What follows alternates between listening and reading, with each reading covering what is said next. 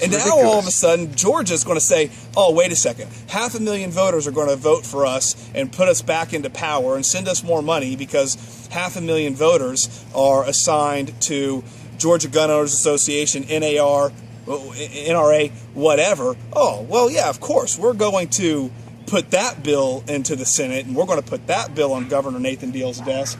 But we're not going to put this pot one on there because, well, there's only 100 families, 100 kids that are possibly going to die, and that's not going to put me back in office. Again, it's a situation where they give you back 5% of your civil liberties that you should have 100% of your civil liberties, but they still control 95% of the liberty, and they put qualifications on it. You know, it's been said that no American should have rights that are unregulated rights. I want to say Al Sharpton said that, but don't hold me to that. But still, how in the world can you think that? It's not a right if it's regulated in any way, shape, or form. You know, it's just not.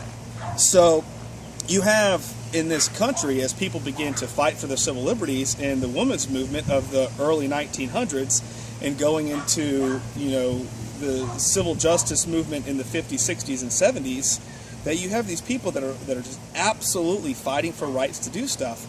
And all of a sudden you see America do things that say, oh, okay, well, black people are citizens. Awesome.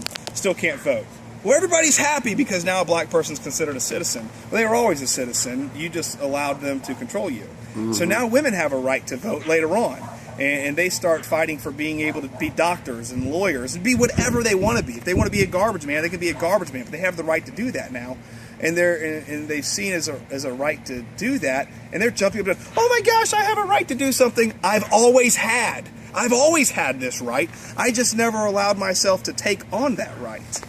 And so you get into the 50s and 60s, and you see a culture in America of civil liberties being granted back to the people who have always had the right. I don't understand this.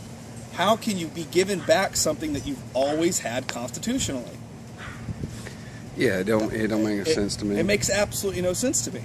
So, you know, for somebody to, and for instance, just the other day, a gentleman in Truetland, Georgia, somewhere in Georgia, got busted for 20 marijuana plants in his yard.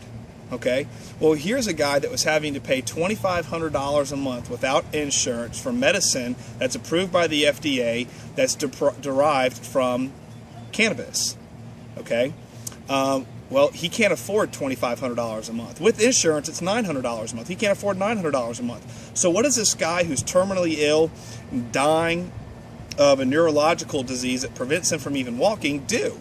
He does the only thing he's going to do that's reasonable. He starts growing his own marijuana so that he can survive a little bit longer. Everybody has a right to liberty. Everybody has a right to live their life in such a way that they can live as long as they want to. Well, this helped that man.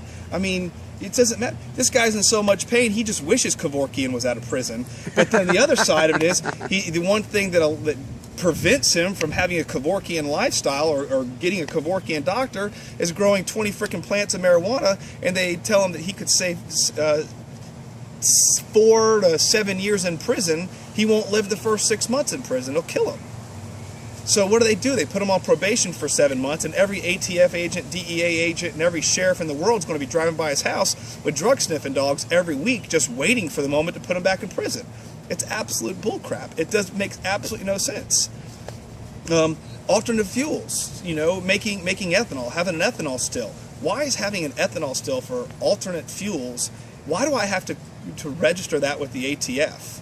Well, I can tell you why. Because they want to prevent people from doing it at home because it keeps the gas companies rich.